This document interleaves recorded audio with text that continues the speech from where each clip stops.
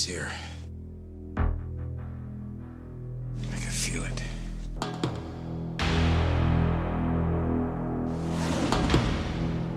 You search for the scent of your prey, and then you hunt them down. That's the only thing you're committed to. It keeps me sharp, on the edge, where I gotta be.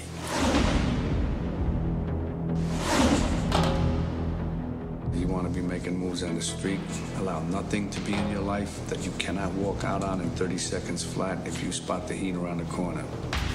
My life's a disaster zone because I spend all my time chasing guys like you around the block. I do what I do best. I take scores. You do what you do best, trying to stop guys like me. You've been walking through our life dead. All I am is what I'm going after. From The Godfather to Scent of a Woman. What do we got? From Raging Bull to Goodfellas. Assume they got our phones, assume they got our houses, assume they got us. Their performances have created a legacy of landmark films. I want full surveillance. That's 24 hours, round the clock. We never close, open 7 days a week. Now, for the first time, America's two most electrifying actors collide. With this guy, there's more cheap you should pass. The bank is worth the risk. You should take it down. 12.2 million. You're up. This crew is good. It ain't worth the risks you take. Like in risk versus reward, baby. You're fugitive number one with a bullet. I'm double the worst trouble you ever had. If I'm there and I gotta put you away, I won't like it. But I'll tell you, you are going down. What if you do got me boxed in? And I gotta put you down? Because no matter what, you will not get in my way. I will not hesitate for a second.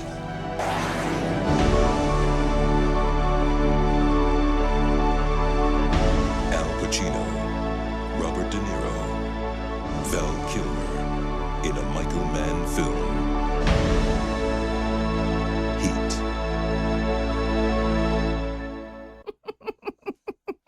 Sorry. What's so funny? What's so funny? You are. I didn't do anything. Yeah, you did. I like you. I just like you. Welcome to Movie Humpers. I'm Bob Sham. I'm Angela. The weird sounds you hear are probably dogs. Probably. Definitely. It ain't my butt. It's Michael Mann May. We're actually doing a theme this month. We actually did it. We're not shoving it all together at the last moment. We're actually consistently doing the theme. Michael Mann May does not disappoint. And this really is a culmination of Michael Mann's criminal directing expertise. It's like his, what's the term? Magnum opus. You know, because he wrote it, he directed it. Yeah. It's like totally out of his brain, and it's so fucking brilliant and epic. Two men who are the same but have gone down different paths. They could have been each other if anything had changed in any other way. Absolutely. Absolutely. And it's not about like justice, or it's not about like even making tons of money. It's just about the nature of who they are and what drives them to do it at the cost of even personal relationships.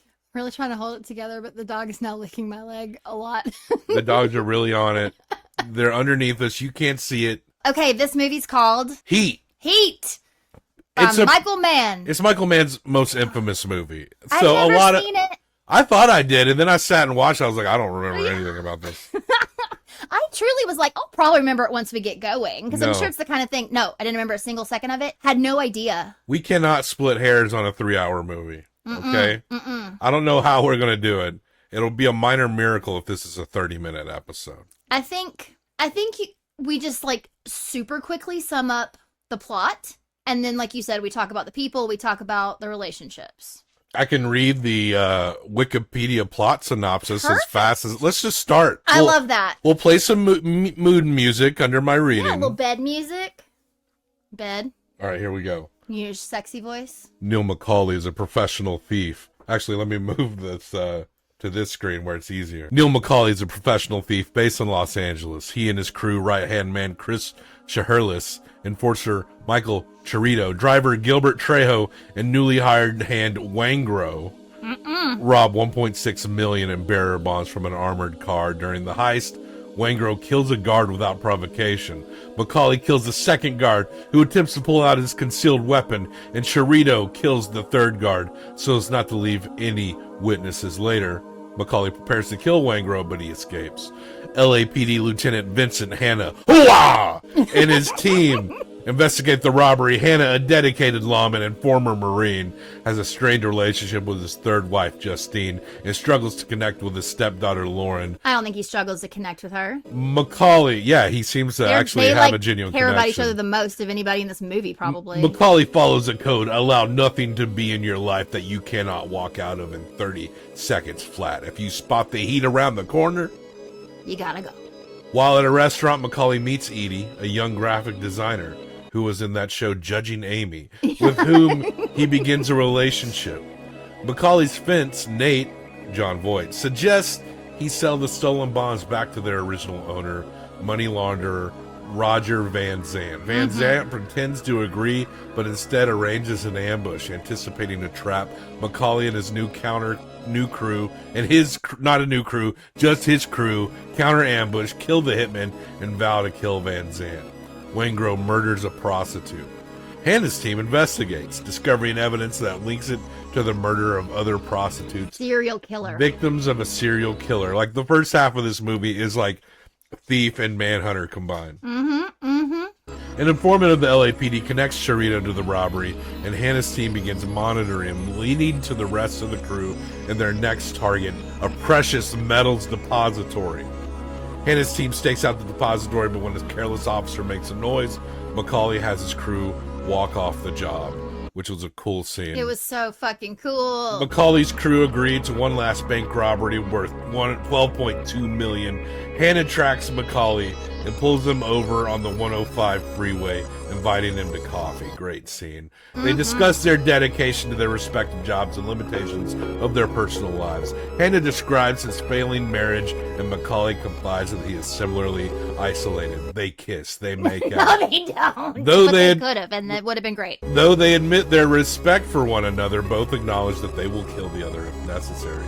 Waingro makes a deal with Van Zant to help eliminate Macaulay's crew. Trejo quits the bank robbery at the last moment, claiming the LAPD is following him too closely. It wasn't the LAPD. Macaulay recruits an old colleague, Don Breeden, to take Trejo's place as the getaway driver, and the crew carries out the heist. Acting on a tip from Van Zant's bodyguard, the LAPD, who is Henry Rollins, yes. The LAPD intercepts the crew as they leave the bank, resulting in a massive shootout where Breeden and several officers are killed. Macaulay manages to escape with a wounded Shahirless. Cerrito attempts to flee but is shot dead by Hanna. After leaving Shahirless with Nate, Macaulay arrives at Trejo's house and finds him mortally wounded and his wife killed. Trejo reveals Waingro and Van Zant's involvement before asking Macaulay to kill him. Macaulay breaks into Van Zant's mansion and shoots him dead. Upon learning of Macaulay's connection to Waingro and discovering that Waingro is hiding at a hotel, Hanna's unit decides to use him as bait to lure Macaulay.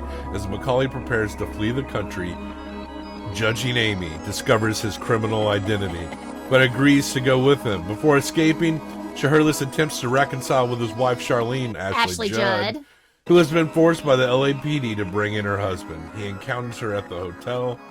She warns him away with a hand gesture. So good. And he escapes. That scene was great. It was so good. I think this is my favorite Val Kilmer movie. Yeah. Or my favorite role of his. Yeah. Having separated from Justine, Hanna finds Lauren has attempted suicide in his hotel room. That's Natalie Portman, a young Natalie Portman, and rushes her to the hospital. He reconciles with Justine after they learn that Lauren has survived. Macaulay drives to the airport with Judging Amy. I mean, they reconcile, but also agree to break up forever. So, whatever. That's a bit of, I love you, but we can't be together. Wikipedia's never wrong. Macaulay drives to the airport with Judging Amy, but he learns Waingro's location and abandons his usual caution to seek revenge. Macaulay infiltrates the hotel, pulls the fire alarm, busts into Waingro's room, and kills him. As Macaulay returns to Judging Amy,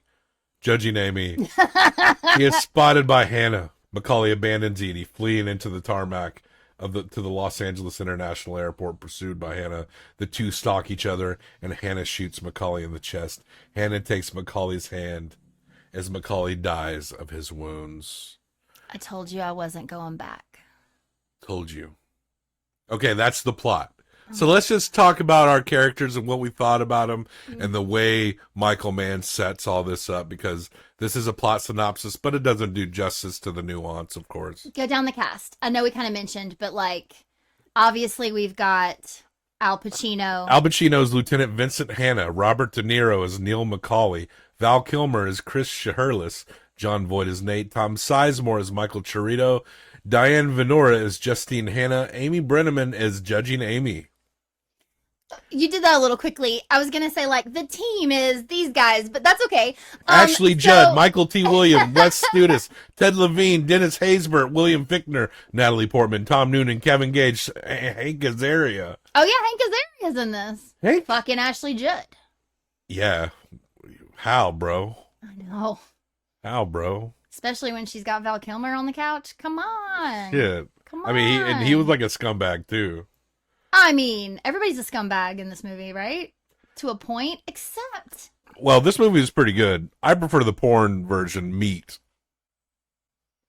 Okay, I was going to talk about a little girl. I can read that plot synopsis. No, thanks. Okay.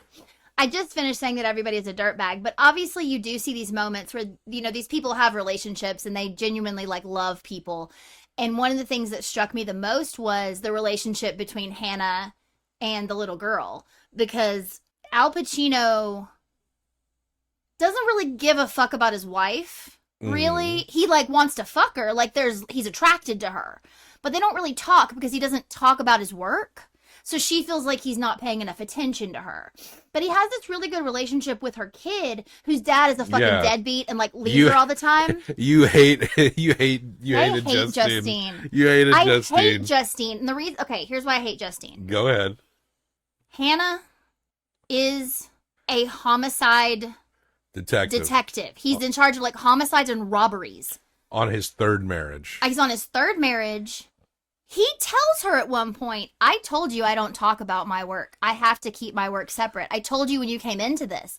And she was basically like, yeah, I mean, you told me, but, like, why aren't you home every night? Why didn't you come eat my dinner? Hi, turn on the fucking goddamn news, bitch. There's a triple homicide. Where do you think your husband is? I really hated it when she tried to do, like, some quasi-philosophical thing with him.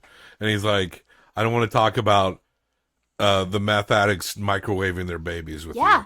And you know what? She just was like, well, you're just not present with me. I would like to have a conversation where you're present. But here's the deal. This is a man who has a horrible job. He doesn't want to talk about his job when he comes home. He needs to keep it separate so he can stay sharp doing that job. Yeah, he has to leave in the middle of the night because he's fighting the worst bad guys of all the bad guys, right?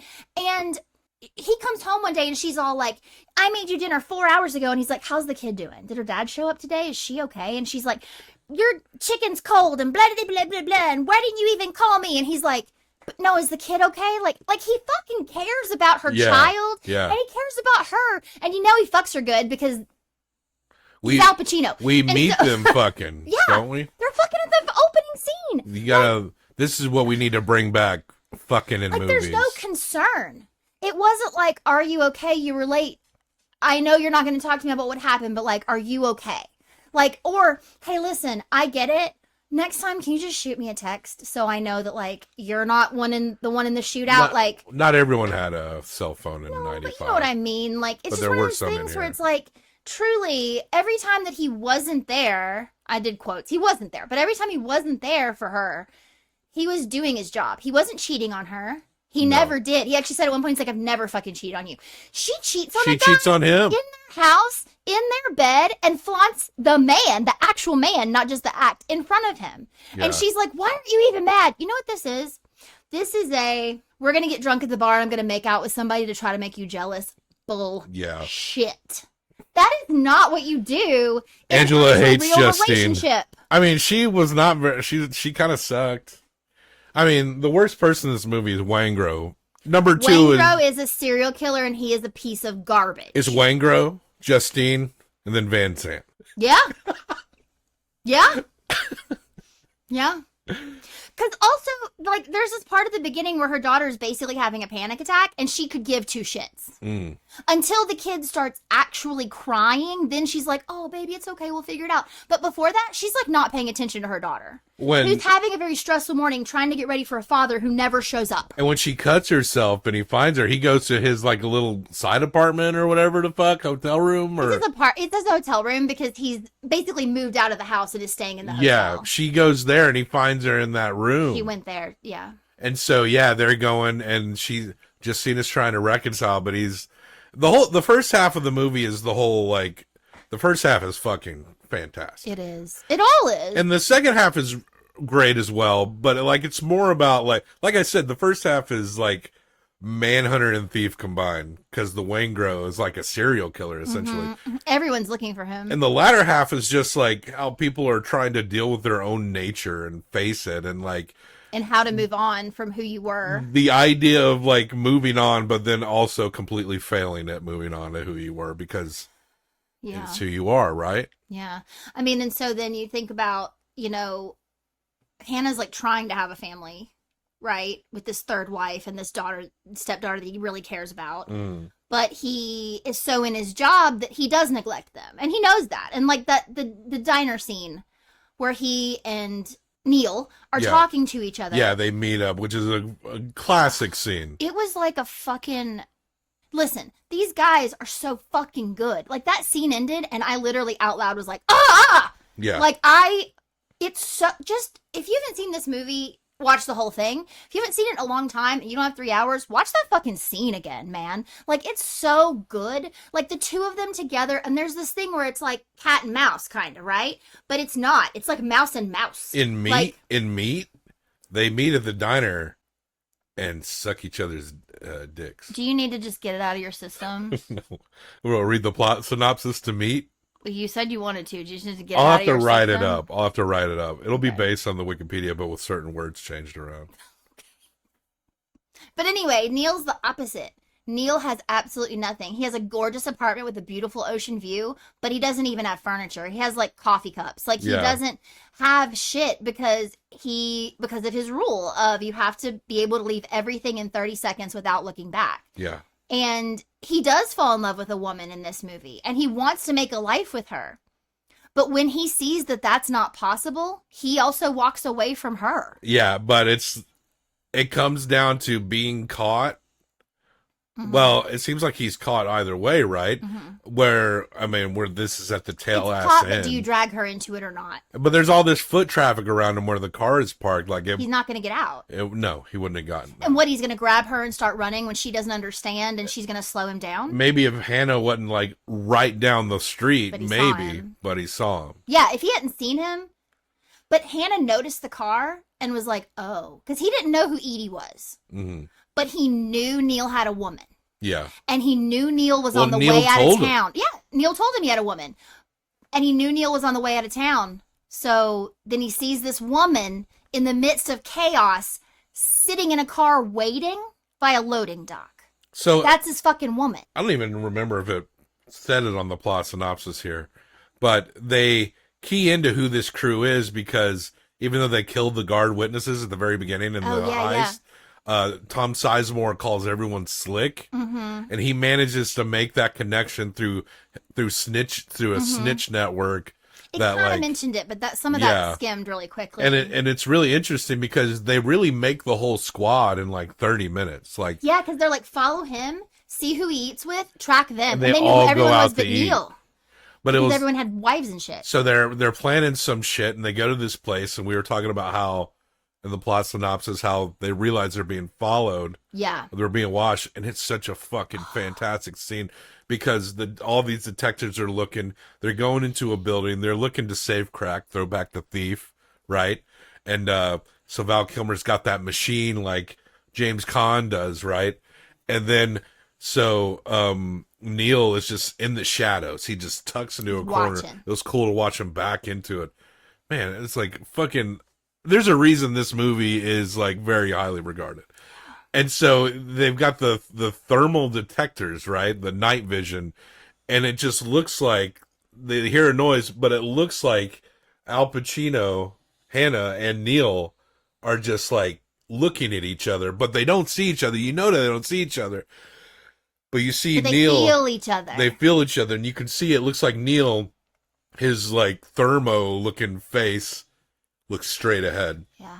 Then he calls it off. Yeah, he goes in, he's like, we walk. I mean, they watched them break into a building, but that's just vandalism, right? You can get out in like a few months. Yeah. But so long as you walk out and you don't carry anything, that's not really worth half the LAPD bucking down on you, right? Can you go straight into being a detective, or do you have to be a beat cop first?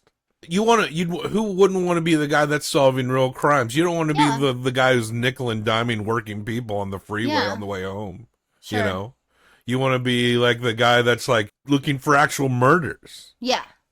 I'm just curious. Doesn't seem like cops on movies are smarter than the ones you actually meet in real life. Anyway, look, enough about that. An aside. Let's talk about Val Kilmer's character. Val Chris. Kilmer. He's a gambling addict. He's a gambling addict. He's married to Ashley Judd. They have a little baby. Well done, my friend. 90s Ashley Judd, you did it, bro. You did 90s Ashley Judd's eyebrows. Well, that's the time, right? Hey, I had them too. They were all getting tweaked. tweaked. They're all getting tweaked. I had that haircut and those eyebrows. Like it's like the short bob that kind of goes out at the bottom, and the eyebrows are so thin and arched. It's like I wish my eyebrows that really were was thicker, like a but they'll never 90s be. ass thing, wasn't it? Fucking was. Yeah, it was. And so she's getting on him after they do their first score because she's like, why are you only bringing home $8,000 when and he's like, I had to pay off the bookies, right? And he tells Neil later that it was Vegas and the Super Bowl. Yeah, Got him, and it's like, imagine dude. you're in a part of an armored car heist where you end up having to murder 3 guards, and it's like a $12.6 million or whatever. And you come home with like our fucking savings account. Like what? Man, I'd be pissed too. I know. And there was a second where I was like, why is she yelling at him? But then as soon as I realized he was gambling it all away, I was like, that's why she's yelling at him. Because it's not that she just wants money. It's that he's not being smart and taking care of his family, and she's worried about her baby. Like, but then we also find out that she's stepping out on him with Hank Azaria, who she says something like, he's a legit, is he a bookie?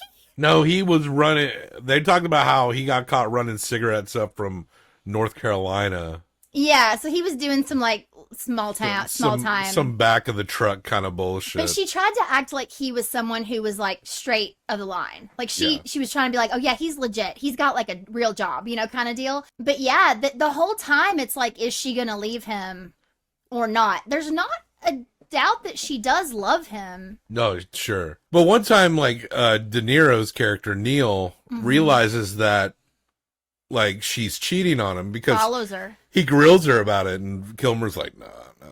So Neil follows her, walks up into the hotel room, and is like, you need to give him another chance. If he doesn't do it right, I'll set you up myself, but you need to give him another chance. So she does. Yeah. So Neil knew more about what his wife was up to than her, but her husband is just up playing cards in some back room somewhere. Yeah. So getting drunk every night. But it does kind of seem to at least momentarily alleviate their shit. There is an interesting scene too, because like Val Kilmer is, for all intents and purposes, fucking it up. Yeah. Right?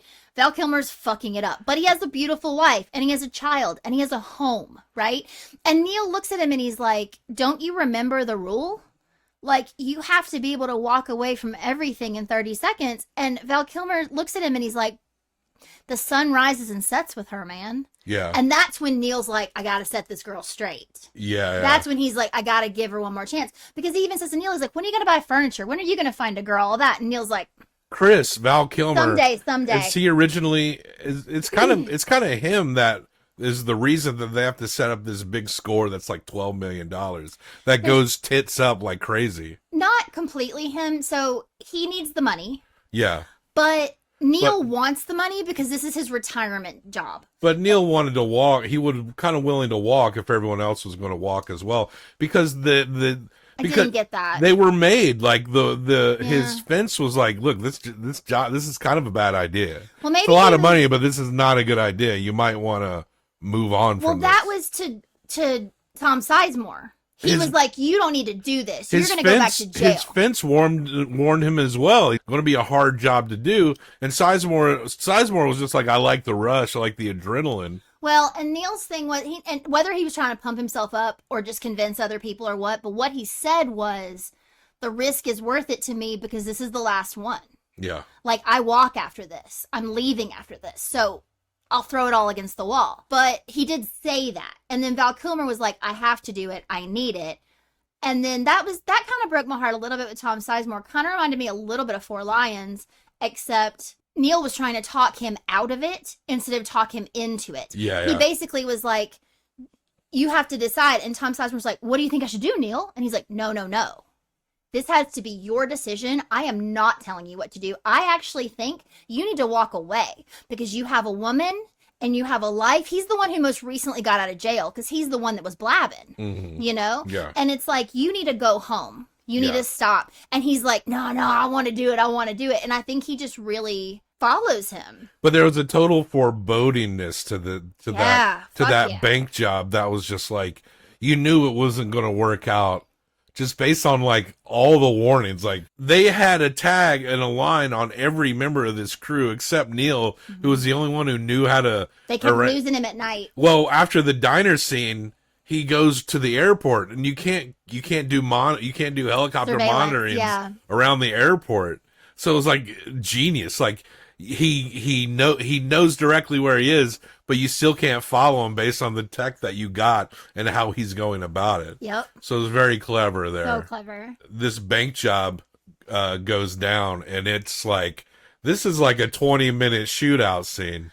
Don't you think also, sorry, just real quick, that Neil might have walked away if he didn't have Edie? It's almost like in Thief, when James Caan is ready to be done. Yeah. But he doesn't want to get in bed with that guy. But he chooses to get in bed with that guy for that one more big score because he wants to make a life for that woman. Yeah. He's like, this is my out. This is my woman. And that's, I think, why he took the chance, is because it was sort of like, yeah, putting everything on the table. But she would have been with him no matter what. So Waingro and Van Zandt they're a whole separate crew that want revenge for Van Zandt got his bond stolen. If Van Zandt had just like sat in his house and forgotten about it, he'd still be alive. Didn't it seem like Van Zandt was just waiting to die? Well, Neil told him he was going to kill him. Neil was like, I'm going to fucking kill you. But then other shit happened, and Neil was not even talking about Van Zandt. Yeah. When Van Zandt's name came back up again, he was like, that motherfucker? Because he and his crew dropped the dime on what they were going to do at the bank. They're the reason why the LAPD knew exactly where they were. Because Trejo. Yeah. Because they got to Trejo. Yeah. Who is Danny Trejo, by the way? And they actually let him use his name in this one. And Amy Brenneman is Amy. Yeah. And talking quickly about Don Breeden, the getaway driver that gets killed in the shootout. We see him set up as he's a guy on parole, and he has to work in this diner for this shitty guy who's like grifting 25%. And he was like, I went to prison for doing what this guy's doing to me right now, and he's going to totally get away with it. So it sets, and he has like, what is it, like a relative or I think it's a woman. Yeah. And because he at one point's like, why are you with me? And it's setting up this personable thing between them. The web is just so deep here. There's so many like little things that like you would understand that if you cut it out. Like maybe you wouldn't meet Brennan until De Niro sees him at the diner, right? But Michael Mann made it a point to set him up a connection with another human and to set him up that he has problems in a scenario, his story. In a scenario where it's so easy for him to get pulled back in, and then he gets fucking shot up as the getaway guy. So we get these emotional beats going through this dude, and then he's gone. And like Natalie Portman, like think about it. You didn't really need a stepdaughter in this movie, right? But it kind of showed the connection and the soft side of Al Pacino and maybe his potential to be like a real family man, even though in the end, you really can't be. It shows you that he has a good heart. I actually love that you just said everything that you just said, because we've had this conversation. You're welcome. We've had this conversation about other movies where you're questioning, like, why is there a boyfriend? Why is there a wife? Why is there a this? Because it wasn't done as well, maybe, in your eyes. But here, it all really made sense because, like you said, like Brent, is it Brennan? Yeah. When he goes and asks Brennan, and Brennan takes that pause to decide what to do, you understand what he's thinking about, what he's deciding to do. In this moment, he's going to lose his job, which is shitty, but he's also potentially going to lose his woman, and he might go back to jail. You don't know he's going to die. Yeah. But because you care so much about him, when he gets shot, I was gutted. Yeah, it sucked. Because he's just like a guy who is trying so hard and is down on his luck and is just being like stomped into the ground like every day. Like he's trying so hard. And then he sees this moment to where it's like, oh, maybe I can do this. And like, I'll get back to what I know how to do where I have some power. Well, the reason why we kind of are always like suspicious of like significant others in like I'm stories. not as much as you are, but well, it's just because they're often just tacked on and not that well written, especially at this time. Every protagonist needed some lady on the line, you know, but it's different in a Michael Mann movie. Michael Mann is probably like the best person to tell those character stories. Like he actually is really good at it, whereas every other time you might see it by any other director or writer, it just feels like tacked on, like a dime a dozen. yeah. But it does have a weight in a Michael Mann movie in a way that a lot of other movies don't grab it. You know, sitting here and talking about this, I've kind of gone back and forth about how I feel about Edie Judging Amy's character. She was in that show, Judging Amy. That's She what was. It took me a few minutes to realize. At first, I thought it was Touched by an Angel, but you pointed out to me that she's like a British girl or something. Anyway, Judging Amy is the only thing I'd ever seen this woman in. No one knows what you're talking about, by the way. I mean, it was on for a long time in the 90s. Was? Yeah, it's probably got like 4 or 5 seasons. Really? I mean, I don't know. You Keep can look it up if you talking. care. I'll be the judge of this. Tyne Daly played her mom, and Tyne Daly was kind of having like a resurgence in the 90s, I feel like. 6 seasons, up to 2005. Told you it was a long time. So it started at the end of 90s. I didn't watch it that much. I remember it being on, though, like at my mom's and stuff. But anyway, so I've gone back and forth about how I felt about her. Here's the thing. I feel like she's very sensitive. She's an artist. Southern. I think that there's something about her. From the South. She's from the South. There is almost like, there's like a, I don't mean simple as in like she's dumb, because she seems very intelligent, but there's a simpleness to her in that she doesn't need a lot. She doesn't want a lot. She's got right? a Gump-like quality. No. Go on. And so the fact that he loves her does make sense, but it never to me felt like anything that was going to last. And the reason that is I guess because he'd said so many times you have to be able to leave. I believed that he wanted her, but it was more like she was an idea of what he wanted. And when she found out that he was a thief, I don't know if it's just because I was so wrapped up in the story at this point that I kind of wanted her to be like a little stronger in those moments and be like, you know what? I don't fucking care. I'm your fucking ride or die, dude. But that's not real. That's what I'm saying. Like, I think at first I was like, I don't like her because she was trying to be like, are you ever going to let me go? Here's the thing, though. He told her to leave 20 times. He's like, if you don't want to be with me, leave. But she kept being like, are you ever going to let me go? Well, she Are makes you going to let me go later? Are you going to let me go tomorrow? And it's like, just fucking get in the car or don't. But it wouldn't work out for her anyway. No, I know. So her first instinct was probably the right one. This is what I'm saying. Like, she wasn't the right woman, I don't think. There's another woman that Neil should have been He with. needs a woman like the woman in Thief. A one on the inside. Oh, that one. He needs a woman who's seen some shit and understands that sometimes you gotta handle shit yourself. James Caan didn't end up with her either. At least, as far as we know, he did walk away. Maybe he met I up with her choose later. to believe that he did. So after in that bank heist, like 8 cops get killed. Brennan is killed. Tom Sizemore tries to take a child hostage, and Hannah like snipes him right in the fucking head. And that's when Hannah lost Neil, because then Hannah, who does have a heart, went and grabbed the baby. Because she was maybe like 5. He like goes and grabs her. He's like, it's okay, I've got you now. And so then he wasn't running anymore because he was now taking care of this child. So that is the part where he's not completely one-minded. He didn't just throw away this baby who just had a gunshot fly by her face. Good dad, bad husband. Good dad, bad husband. Possible. Val Kilmer, Chris, takes a shot, and he has to go to like some underground. What's that guy's name that played the doctor? I love him. He shows up everywhere. You love him? I do, actually. I feel like every time Jeremy I see him... Piven as Dr. Bob? Every time I see him, I feel like he makes me laugh. Is he bad? I don't know. Okay. I think whenever he shows up, I'm like, oh, it's that guy. Jeremy I don't know. Piven. Jeremy Piven. Cool. Chris ends up leaving. There's that scene where Chris has to split from his lady. They've taken her in. They got her in a safe house. They're trying to bait Chris in. Mm-hmm. And he comes out, and he's still fucked up. But he's cut his hair. He's like wearing a suit. And this scene is fucking great because he gets out of the car, and she does a signal. She does a swipe motion on very small the rail. And then he turns around, and there's some guys who are playing basketball. He's pretending like he stopped to talk to them. But you can see the way his face changed when he sees the signal, and then he gets in the car. He looked fucking broken. It's like, damn, Val. Damn. I mean, I feel like I haven't seen him in a movie in a very long time. You know, he was the kind of a dude in the 90s that was in a lot of shit. We need to watch the documentary about him. So, sure, why not? Mm-hmm. But that was a great scene. And then she comes back in, and she sits on the couch, and she's like, it wasn't him. And she does such a good job. She does such a good job of, like, holding her body upright and turning away from the cop, but her face, you can see it, but she doesn't show them that she's also heartbroken. And dude doesn't believe her. Mm-hmm.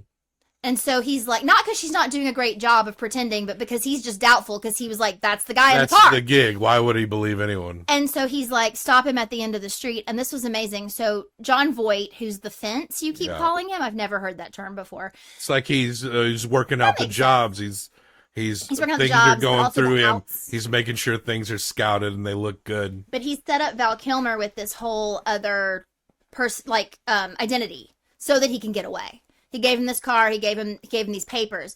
And so when he gets pulled over, he has a legit car registration, driver's license. Everything's legit. Yeah. And so, really good at looking legit. And so they let him go. Yeah. And so Val Kilmer is the only one that gets away.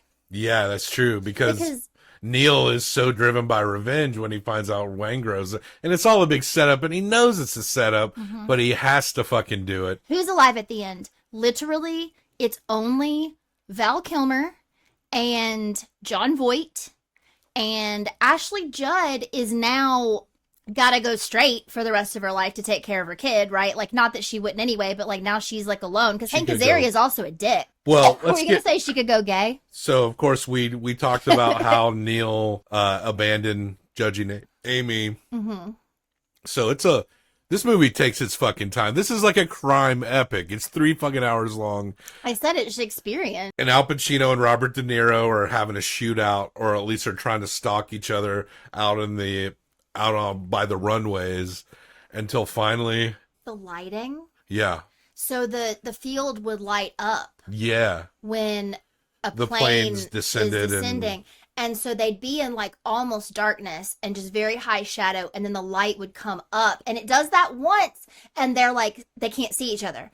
The next time it happens is when De Niro gets him. Oh, you mean Pacino gets De Niro? Sorry, Pacino gets De Niro. De Niro's done. He's shot up on his torso. He's dying, and he puts his hand out.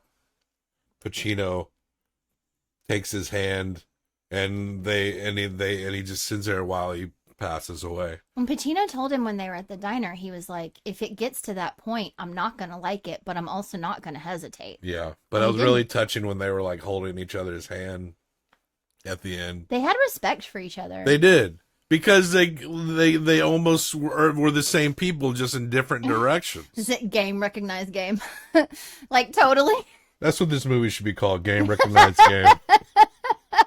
Michael Mann will be mad at me. So yeah, this is the Michael Mann movie. And did you know that this was based on some real shit? I did not until you mentioned it earlier, but I would love to know more. Apparently Neil McCauley was a real dude, a former Alcatraz guy. But the detective, Pacino's character was not Detective Hannah. It was a guy named Chuck Adamson. And there's a lot of people involved here. Like apparently the guy, the Nate, who was the John Voight character, was a consultant for Michael Mann, because a lot of these dudes are based on real dudes. Yeah.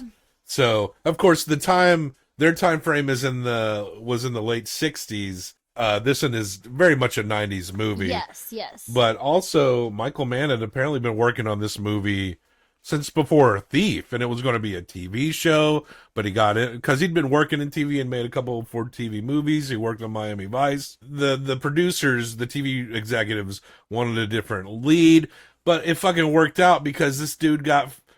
We're walking in, you just read the cat. There's so many fucking people in this movie, and your two leads are Robert De Niro and fucking Al Pacino. It is... I'm sure it was unendingly frustrating as he was going through it, but it is a total blessing in disguise that he didn't make it a second before he did, because none of those people would have lined up. Also, you know that he rewrote it and rewrote it and rewrote it. This is a 2-hour and 50-minute movie with not a single bit of fluff. Yeah. There is nothing that should be cut out. Everything is important in this movie. Every shot, every moment, and it takes its time. And not in a bad way. Like, truly, I didn't want it to end. And there's no other writer on this. This is all Michael Mann writing this movie. It's brilliant. Come on, no one does this kind of shit like him. He's one of the best modern noir directors out there. Of course, now and he's done other things. Other movies. He did Last of the Mohicans. I saw that when I was little. He did the Ali movie. He's done a few more than we're gonna have time to get to. One, right? The Insider, which Al Pacino was in that. That's Russell Crowe, about like the tobacco industry and the burying of information.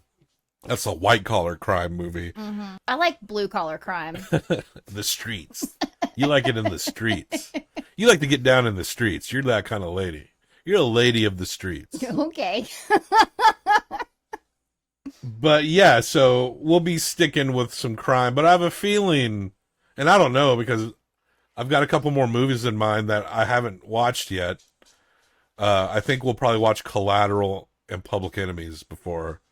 Who's in Collateral? Collateral is Jamie Foxx and Tom Cruise. I watched about 30 minutes of it in a hotel room once. Was I with you? Probably. It feels familiar, but I don't think I've seen it. If it was in the last 20 years, yeah, you were with me. And then Public Enemies is a Johnny Depp playing a famous gangster. I forget which one.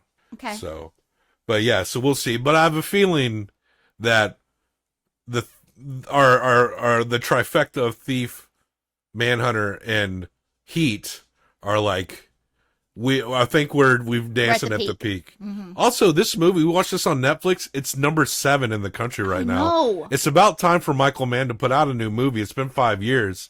So I think Heat 2 is in development. Oh my God. He wrote the novel to Heat 2 that just came out like not too long ago. Is there a novel of Heat 1?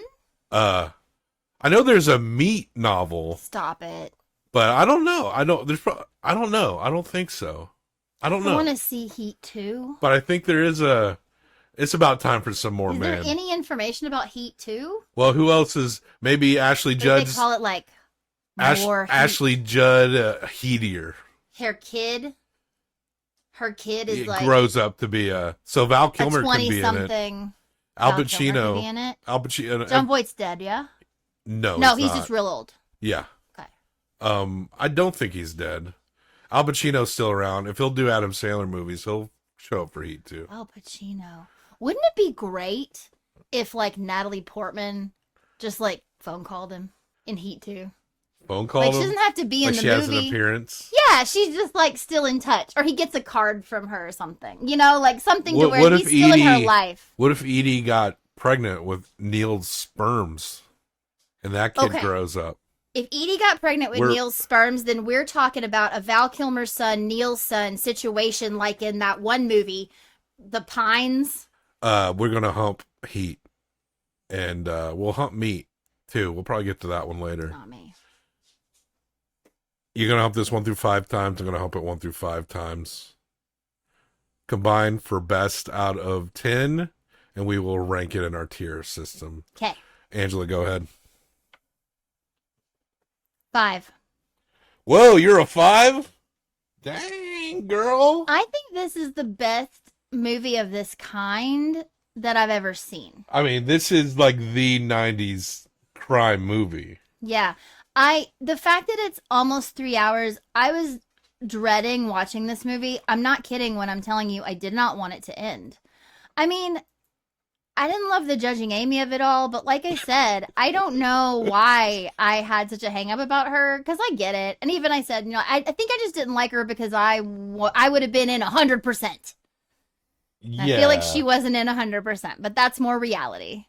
So even that's better than what I would have wanted. You would have helped him murder people. It's just so good. And I know that Al Pacino is a good actor, but one of the things I said to you earlier when we were talking about this is that sometimes he's like too much for me because he's so like loud and bombastic. But the moments he brought that out in this movie made sense. Sure. It made sense. He's a tense guy. He's got to be a tense dude, right? Of course he'd kind of blow up like that. They did balance it with these like moments of like honesty and tenderness that I did not expect. And of course, Robert De Niro is a genius. So I give it a 4.75. Okay. So that's I was almost, but I just figured what the fuck. So that's a 9.75. I thought maybe this would be an A+. I will put it under Sunset Boulevard. Okay. Heat. Oh, because we gave that the same. Yeah. 9.7. There 9.75. Man, the movies we've been watching. Oh, I didn't even pull that up. I thought I had that pulled up, but I didn't. But it's okay. like look, folks. I'll show it to you. Okay? You see it? Heat. Michael Mann, 9.75. Dag. The movies have been too good lately. We need to watch some shit. You keep saying that. We need to watch some shitty movies. The movies have been too good.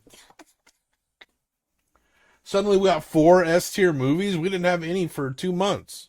Well, read them. They're amazing. Thief, Sunset Boulevard, Heat, Night of the Hunter. Hello. Based on us so far, Thief is the greatest movie ever made. Michael Mann.